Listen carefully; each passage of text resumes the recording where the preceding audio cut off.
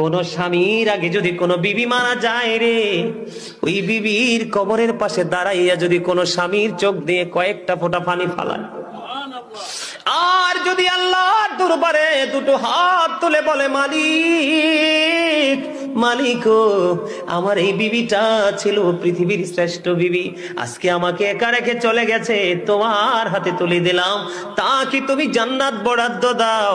আমার নবীজি জানিয়ে দিয়েছে, ওই স্বামী যদি দোয়া করে স্ত্রীর জান্নাত বরাদ্দ হয়, তার সুখ কেউ কেড়ে নিতে পারে না।